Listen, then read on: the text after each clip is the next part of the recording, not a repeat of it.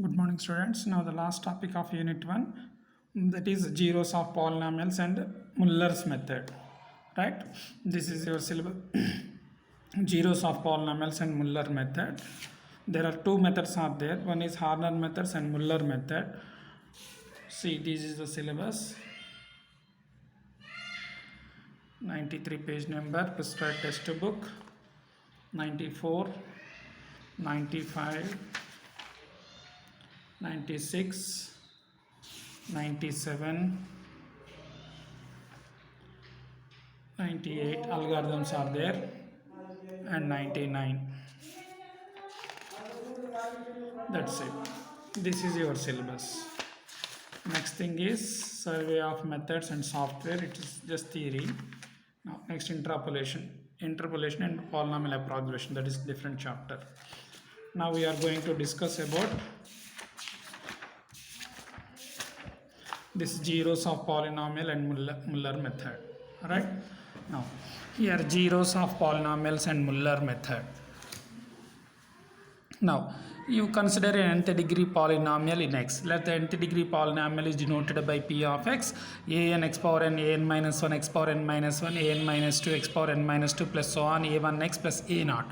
This is an nth degree polynomial in x, right? Where an is not equal to 0. The leading coefficient is not equal to 0 and all a's are constants, or you can say the coefficients of x power n minus 1, x power n minus 2 and so on, x, and also constant, right? Now here what do you mean by zero of a function? Here the zero of a function is nothing but root of a function, right? Suppose x plus 2 is equal to 0 is given to you. Say x plus 2 is equal to 0. Find the value of x. What you are going to do? Here x is equal to, you are transporting 2 to the right hand side, it becomes minus 2. Therefore x is equal to minus 2 is the root of the given equation. Right? Similarly, now here zeros of the given equation x plus 2 is minus 2 only. Here zeros are nothing but roots of the given equation. The values of x for which the given function reduces to an identity. You are going to find the roots of the given function. Here we are using the term, as per our prescribed textbook, we are using the zeros of the polynomial. Here zeros of the polynomials are nothing but roots of the given function. Now say with simple example, if p of x is a polynomial of degree n with a real complex coefficient, then p of x has at least one root, right? Possibly complex root. Suppose x plus 2 is equal to 0. What is the root of the given equation? X is equal to minus 2, where minus 2 is a real number, right? Now suppose x plus 1 minus 3a, x plus 1 minus 3a is equal to 0. Then what is the root of the given equation? X is equal to minus of 1 minus 3a. That means the nature of roots depends on the coefficients of the polynomial, right? Now if the coefficients of x are real, we may get complex roots, right? Now if the coefficients of x are complex roots, then we'll get at least one complex root. That's a basic thing, right? It's a basic point. Now determine all the zeros of the polynomial. Some cubic polynomial is given to you, right? Now here clearly p of 1 I am finding. P of 1 is equal to 0. That means when you substitute x is equal to 1 in the given polynomial, it reduces to an identity. Therefore 1 is called a solution of the given equation, or you can say the zeros of the given equation. Therefore x minus 1 is a factor of p minus x. If we divide p of x by x minus 1, we get this x square minus 4x plus 13, right? Or else you can use a synthetic division.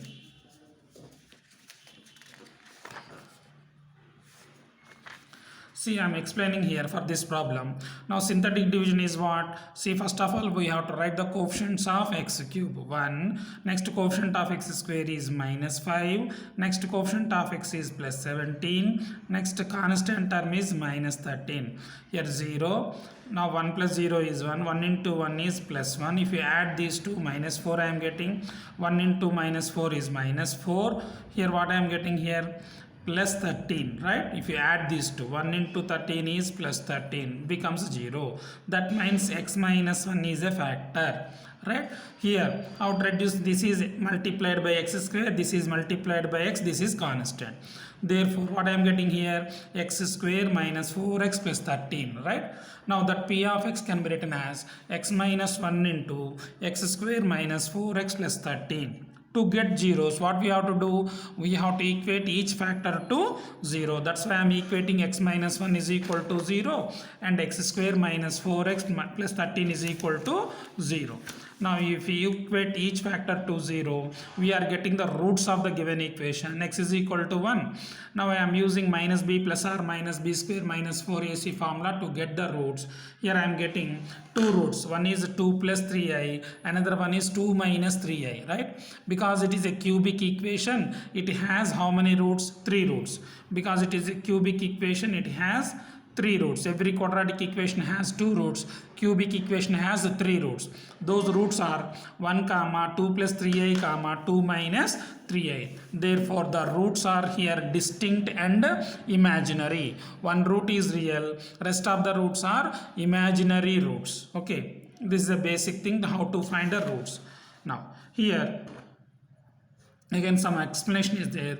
If p of x is a polynomial of degree n with real or complex coefficient, then there exists a unique constants, possibly complex and unique positive integer such that this one. That means every polynomial can be expressed as a product of linear factors. See here, the given polynomial p of x, it is a cubic polynomial. This one మనం express చేసాం, it is a product of two factors express చేసాం. The same manner every polynomial can be expressed as a product of factors, right?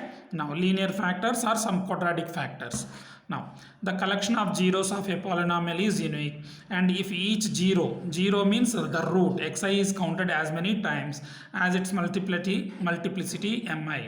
A polynomial of degree n has exactly n zeros. You know that every quadratic equation has 2 roots, every cubic equation has 3 roots, a polynomial of degree n has n roots, right? Here those roots may be repeated, may not be repeated. If suppose one root is repeated twice, then we can say that it is a multiple root. If one root is repeated thrice, it is also called as a multiple root of multiplicity 3. Suppose for a given equation it has 1 comma 1 comma 2, right? For a cubic equation, suppose the roots are 1 comma 1 comma 2. Here there are three roots are there. One root is repeated twice. What is that one? 1 is repeated twice, therefore 1 is called a multiple root of multiplicity 2. Suppose if the cubic equation has the roots 2 comma 2 comma 2, right? Every cubic equation has 3 roots. Now let the roots be 2 comma 2 comma 2. Here the root is repeated thrice. That means this 2 is called a multiple root of multiplicity 3. That's it. Now again this is an explanation. Now Horner's method is an important one, right? The main examination it is very easy, but it's a lengthy process. Remember, it's very lengthy process. Try to discard this one, right? But it is easy. Now that we have to apply Newton-Raphson method as well as Horner's method in this procedure. Our aim is, what is our aim? Our aim is to find the root of the given equation. That's it now, right? Now here let p of x is a polynomial now of degree n. Define bn is equal to an, bk is equal to, we are assuming ak plus bk plus 1 into x naught, right? Then b naught is equal to p of x naught. Now q of x is equal to this polynomial. This is assumption, right? Proof statement. Now we are going to prove that one. Define Horner's method. State and prove Horner's method means we have to state this sentence as it is, then this is the proof. Now p of x is what? An nth degree polynomial. Next q of x we have to define. Already given that q of x is this one. By definition, q of x is equal to what? X minus x naught into q of x plus b naught.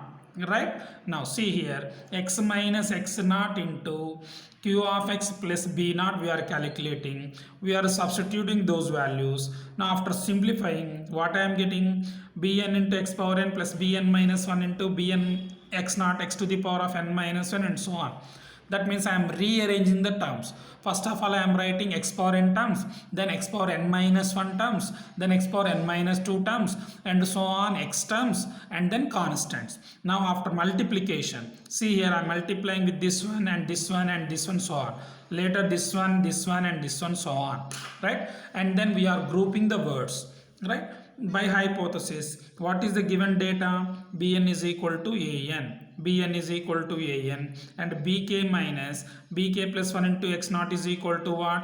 Ak. If you bring it to the left hand side, this ak value you are getting, no? So this becomes x minus x naught into q of x plus b naught becomes what? P of x, right? Where b naught is equal to p of x naught. This is the formula you have to remember in Horner's method. What is that? P of x is equal to x minus x naught into q of x plus b naught. What is b naught? B naught value is always equal to p of x naught. So what is x naught? That is, x naught is the initial value of x. Right? State and prove Horner methods means this is the procedure. It's ordinary simplification. Only the thing is multiplication. After multiplication, you have to group the words. See, now first of all we are going to calculate only b naught. How to calculate b naught?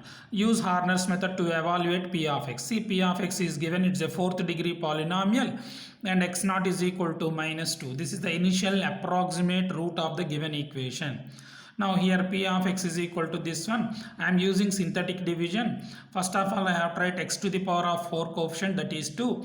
There is no x cube coefficient, that's why I am writing 0. Now x square coefficient is 3, x coefficient is 3, this minus 3 and 3, and constant is minus 4. Now I am checking x naught is equal to minus 2 is a real root, one of the root, no? Right. Now x is equal to minus 2. Now you have to add 0. 2 plus 0 is 2.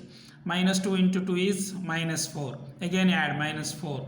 Minus 2 into minus 4 is plus 8. If you add 5, minus 2 into 5 is 10, minus 10. If you add minus 7, minus 2 into minus 7 is 14. If you add 10, I am getting. Right? Now in synthetic division, in ordinary division, if minus 2 is an exact root, you will get 0 value, no? But whereas here in Horner's method, this value is nothing but b naught. See, the last value is b naught, b1, b2, b3, b4. Now therefore q of x is equal to, what is our formula? X minus x naught, right? X minus x naught. X minus of minus 2 is this one. Now 2x cube minus 4x square plus 5x minus 7 plus b naught. We know the formula, no? మనం ఎప్పుడే చేసాం కదా formula ఏమని, p of x is equal to, see, p of x is equal to x minus x naught into q of x plus b naught. The last value is b naught. Remember, in synthetic division, the last value is b naught. Therefore, it is a constant. We can omit this one. That means this is x cube term, x square term, x term, and a constant, right? Now, so p of x is equal to this one. This is the form of what? X minus x naught into q of x plus b naught, where b naught value is equal to 10. That's it. Now here we can write p dash of x also. What is p dash of x? If you differentiate this one with respect to x, p dash of x is equal to, now differentiation of x is 1. 1 into 1 minus x naught into q of x is minus x naught, you will get, no? Like that. Now here p dash of x naught is equal to q of x naught plus x minus x naught into q dash of x. At x is equal to x naught I want, right? At x is equal to x naught. This is the differentiation of p of x. At x is equal to x naught I want. Now this is the value. You have to remember this one. P dash of x naught is always equal to q of x naught. So what is q of x means? See, this one is q of x. Now find an approximation to the 0 of this 4th degree polynomial by using Newton-Raphson method. See, using Newton-Raphson method with the x naught is equal to minus 2 and synthetic division, evaluate p of x and p dash of x1 for each iteration xn. See, this is very important problem, but it is lengthy. Remember, it is very lengthy. Right? Now, given that p of x is equal to 2x to the power of 4 minus 3x square plus 3x minus 4, the initial approximate root is minus 2. Right? See, first of all, we have to find q of x. To find q of x, we have to use synthetic division. Now, given approximate root is minus 2. Now, by using synthetic division, same as previous case, right? The last value is called b naught, right? Now, p of x naught is equal to b naught. You know that value, right? This is b naught. B naught is always equal to p of x naught. Now, p of minus 2. What is x naught here? X naught value is minus 2. రాసాం కదా ఇక్కడ x naught is equal to minus 2. Therefore, p of minus 2 value is 10, which is nothing but b naught value. Right. After getting this one, this can be written as p of x can be written as x minus x naught into q of x plus b naught. No. Now x minus x naught value is minus 2. That means x plus 2. What is q of x means? Simply ignore this one. Write down 2x cube plus minus 4x square plus 5x minus 7. Right? Plus b naught. In this form we are expressing using this synthetic division method. Now see, here I am getting q of x. Q of x is equal to 2x cube minus 4x square plus 5x minus 7. After that, I have to find p dash of x. P dash of x at x is equal to x naught I want. Now what is the formula? P dash of x naught is always equal to q of x naught, right? Now p dash of x naught value is minus 2 is equal to q of minus 2. Now, so p dash of minus 2 can be found by evaluating q of minus 2 in a similar manner. Now, x is equal to minus 2. Now, I am considering this one as p of x. See, 2 minus 4, 5 minus 7. Right? Now, see, here this is called q of minus 2 value. This is nothing but p dash of minus 2. By using synthetic division, we are finding the p dash of x naught. Sir, I don't want to use synthetic division. I want to differentiate, means you can differentiate it. P dash of x naught is nothing but q dash of x naught. No, if you substitute x is equal to minus 2 here, again you will get the same value, minus 49 only. But we have to use synthetic division. Right? Now q of x we have to take to find the value of p dash of x naught. Right? See. This is nothing but q of minus 2, that is nothing but p dash of minus 2 value. Now here we have to use Newton-Raphson method. No? What is Newton-Raphson method? Xn plus 1 is equal to xn minus f of xn by f dash of xn. Right? We know already initial approximation. The better approximation is given by x1. x1 by Newton-Raphson method is x naught minus p of x naught by p dash of x naught. Why I am using p? Because the given function is in p, right? Now x1 is equal to x naught is minus 2 minus p of minus 2 by p dash of minus 2. P of minus 2 value we know, that is nothing but b naught value, no? Right, b naught value is nothing but p of minus 2 value. That when I am substituting. Next, p dash of minus 2 value is nothing but q of minus 2 value, that is minus 49. If you simplify that one, you will I'm getting a first approximate root. That root is minus 1.796. Again, to get the better approximation, that is x2, right? x2 is given by x1 minus f of x1 by f dash of x1 by Newton-Raphson method, where we are using another symbol. What is that one? x2 is equal to x1 minus p of x1 by p dash of x1, right? Now again, to find out, repeat the same process. మనం ఇందాక ఏం తీసుకొని చేసాం, X not చేసుకొని synthetic division చేసాం కదా first 4 parts. Similarly year X not is equal to ఇది తీసుకోవాలి, ఇది x1 minus 1.796. Again you have to choose x naught as this one, not minus 2. The latest approximate root we have to choose as x naught. Now same procedure by synthetic division. P of x is what? Those coefficient 2, 0, 3, minus 3, 3, 4. No? Again. Now if you do synthetic division, this last value is nothing but b naught. No? Here b naught is nothing but f of x naught anta. Here I have to use second approximation, but instead of b naught I have to use b1. b1 is nothing but p of x1, right? Now here q of x is equal to 2 into x cube, this into x square term, this into x term, this is constant. Again I have to use synthetic division to find q of x1. Q of x1 is nothing but p dash of x1. No, the last value is nothing but q of x1 or nothing but p dash of x1. Now after getting these values I am writing those values again by Newton-Raphson method only. By Newton-Raphson method, x2 is given by x1 minus p of x1 by p dash of x1. No? Now we know p of x1 value and p dash of x1 value. Here we are substituting those when I am getting x2 is equal to minus 1.7425. Right? Similarly, again I have to repeat the same process by choosing this x2 as x0, like this. The same procedure. We are getting x3 is equal to minus 1.73897. Therefore, we can stop the procedure at x3 or x4 stage. The latest value of x that is called root of the given equation. Right? In the main examination, please try to avoid this type of problem. These are very lengthy. Of course they are easy, but they are lengthy. Horner's method, right? Next one is Muller's method.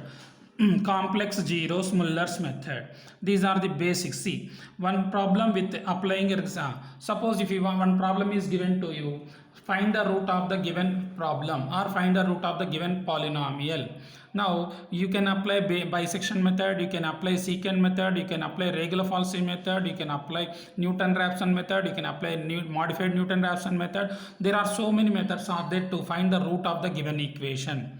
But if the roots are real numbers, then those methods are applicable. Suppose if the given equation has complex roots, we cannot apply those methods. In that case, Muller's method can be applied.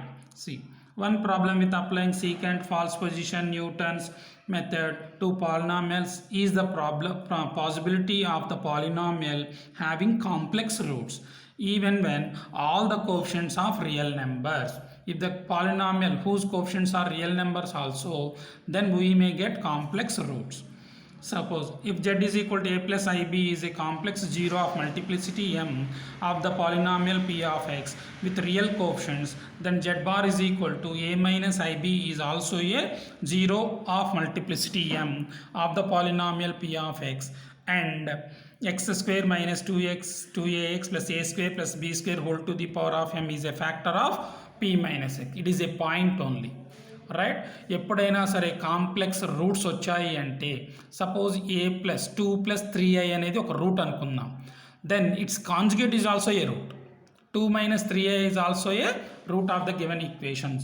Remember that one. If a plus ib is a root అయితే then a minus ib is also a root of the given equation. Now ఎందుకని, because complex numbers ఎలా exist అవుతాయి, పేర్స్లో exist అవుతాయి, కాంజుగేట్స్తో exist అవుతాయి. Now see, here in Muller method there is one complexity is there. We have to apply secant method first of all. First of all, we have to apply secant method and we have to calculate p0, p1, p2. After getting these three values, we are going to use in Muller's method. See, in the secant method begins with two initial approximations p0 and p1 to determine the next approximation p2 as the intersection of the line through e points with the x-axis. Now Muller method uses three initial approximations p0, p1, p2 and determine the next approximation p3. Right? Now the derivation of Muller method begins with by conducting the quadratic polynomial p of x is equal to a into x minus p2 whole square plus b into x minus p2 plus c.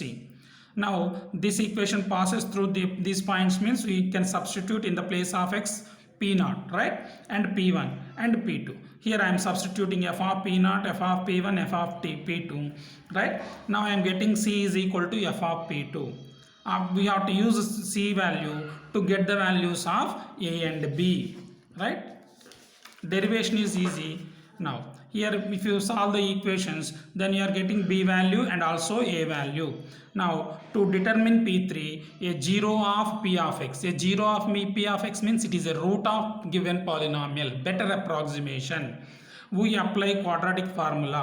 P3 is equal to this one, P2 plus minus 2 into C by B plus or minus B square minus 4AC, or P3 minus P2 is equal to minus 2C by B plus or minus B square minus 4AC. In Muller method, the sign is chosen to agree with the sign of B. మనకి యాక్చువల్గా b value వస్తుంది కదా by using this equation. b sign ఏదైతే ఉందో we have to use the sign here. If it is plus, you have to use plus. If it is minus, I have to use minus. That's it. Now we have again P3. Next better approximation is given by what? P4. P4 కావాలంటే ఏం చేయాలి, మనం reset చేసుకోవాలి. ఎలా? P0, P1, P2 are the initial values. Now the initial values are P1, P2, P3 అనుకోవాలి.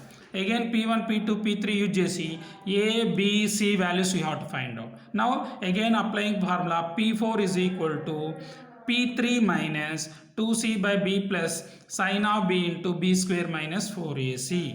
So please try to avoid this problem. Right?